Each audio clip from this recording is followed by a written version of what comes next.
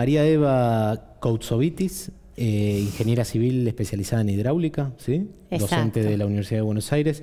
Eva, contanos un poco desde una perspectiva especializada, digo, y que sabes sobre el tema, ¿cuáles son las causales más importantes por las que tenemos inundaciones en la Argentina? Digo que en las últimas semanas hubo catástrofes y situaciones bastante complejas para la población en varias provincias.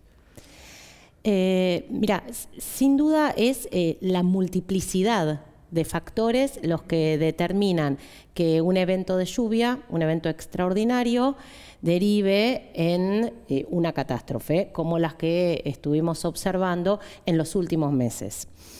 Por supuesto que aparece una lluvia intensa, o sea, hay un evento sobre el cual nosotros no podemos manejar ni tener incidencia, que son un evento de precipitación muchas veces intenso o extremo.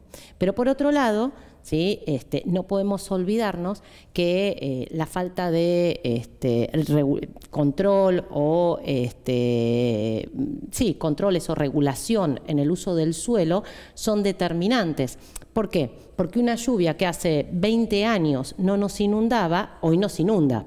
Por lo tanto, tratar de entender este fenómeno de las inundaciones solo a través de la precipitación intensa, más intensa o distinta, no nos permite tener el mapa completo de la situación. O sea, la falta de regulación en el uso del suelo yo creo que es clave. También es clave la falta de adecuados sistemas de alerta. ¿Por qué una lluvia intensa deriva en una catástrofe? Bueno, porque no hemos tenido adecuados sistemas de alerta que nos permitan anticiparnos a esos eventos extremos y poner en alerta a los actores clave. Por un lado la comunidad, por otro lado, ¿sí? Defensa civil, bomberos, etcétera. Tampoco podemos dejar de lado la ausencia de planes de contingencia. Si la ciudadanía frente a un evento extremo no sabe cómo manejarse, no sabe en qué momento tiene que evacuarse, no sabe cuáles son las vías de evacuación, no sabe cuáles son los centros de evacuación, entonces es ahí donde nosotros estamos poniendo en riesgo las vidas humanas. Y por supuesto la falta de obras de infraestructura. Así que es este combo, o sea, es este conjunto de factores los que finalmente determinan que dado un evento de precipitación derivemos en una catástrofe. Bien, por ejemplo, el abuso de de los negocios inmobiliarios en algunos sectores del país, incluso del modelo productivo, era un poco lo que comentabas, da la idea de que no va a revertirse ese modelo o ese tipo de negociados. Digo, entonces, ¿el problema tendería a profundizarse o crees que por ahí estamos en una situación en que ya se estancaría? No, a ver, la falta de regulación en el uso del suelo yo creo que es un elemento determinante. Cuando sea un evento de precipitación, parte del agua que precipita se infiltra y parte escurre. Si nosotros limitamos el proceso de infiltración en los centros urbanos, ¿por qué? Porque impermeabilizamos las ciudades y porque quien ordena el territorio, quien ordena o regula el suelo es el mercado inmobiliario, y en las cuencas rurales, es decir, en el interior del país, nosotros modificamos las cubiertas vegetales para reemplazar bosques por monocultivo de soja, sin duda que no vamos a poder resolver el problema. Bien, una hectárea de bosque absorbe 10 veces más que una hectárea de soja. Por lo tanto, si nosotros en los 25 años hemos sido de los 10 países que más ha desmontado, la verdad es que poco hemos hecho para abordar esta problemática. Si no tomamos medidas, ¿sí?, en dirección a corregir el modelo de desarrollo, ¿para qué? Para controlar, ¿no?, el acceso a la tierra, para regular los usos del suelo, y se los dejamos librados a los sectores concentrados ojeros o a los megadesarrollos inmobiliarios en las ciudades, lamentablemente, ¿sí?, no va a haber obras de ingeniería suficiente para resolver este problema. Bien, y justamente en algunos lugares de la Argentina, aunque suene simplista, sobra la cantidad de agua por lo que cae de pronto en lo inmediato justamente, y quizá hay otras regiones o otros sectores donde el acceso al agua es un problema, ya sea con el agua potable, cloacas. Sí, la Argentina padece en algunos sectores los excesos de agua y en otros sectores la ausencia del agua. El agua es como un eje transversal, ¿no?, que nos permite, donde sobra, también ubicar a los sectores más vulnerables, porque si miramos un poco el mapa de las inundaciones en este último tiempo, las zonas más golpeadas han sido centro y norte de nuestro país, donde más se ha deforestado es en el norte y es en las provincias que menos recursos cuentan, aquellas que más han sufrido el impacto y también aquellas que más han deforestado en proporción. Respecto a la falta de agua, sin duda, cuando nosotros miramos el mapa de falta de agua, de falta de acceso seguro al agua, ahí también vemos a las poblaciones más pobres y más vulnerables. Bien. Digo, por ejemplo, vos me hablabas de cambiar el cierto modelo productivo, ¿sí?, que tiende a que los poderes concentrados económicos, ¿no?, el avance de la sojización o el avance del mercado inmobiliario en algunos sectores.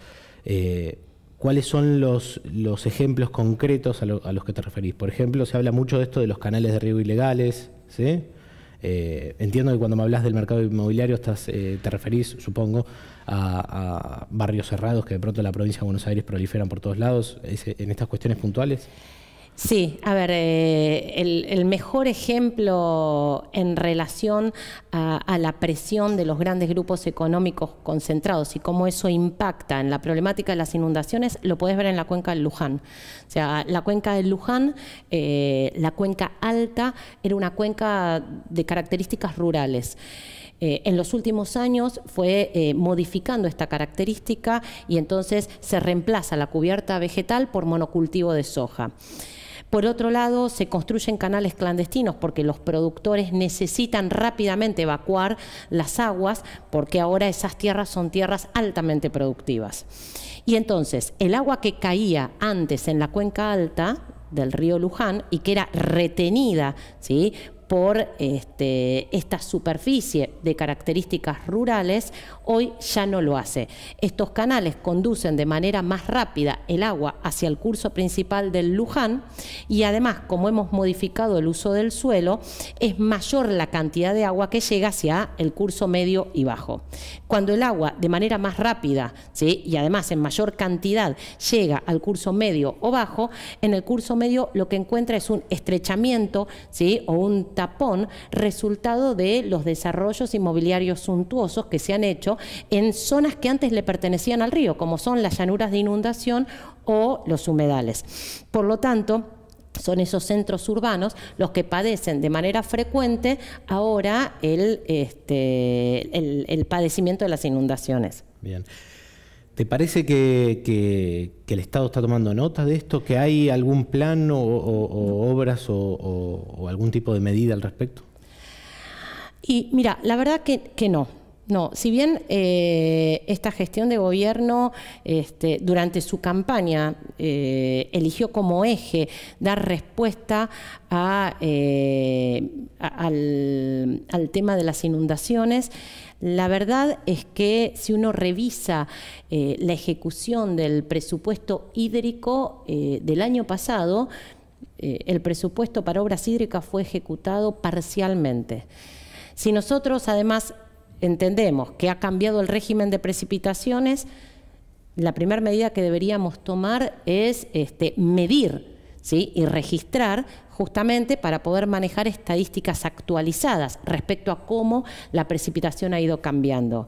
Cuando vamos a la página de la Subsecretaría de Recursos Hídricos, lo que observamos es que la red hidrológica se encuentra desactivada, por ejemplo, en una provincia muy azotada como es la de Tucumán, prácticamente en un 80%.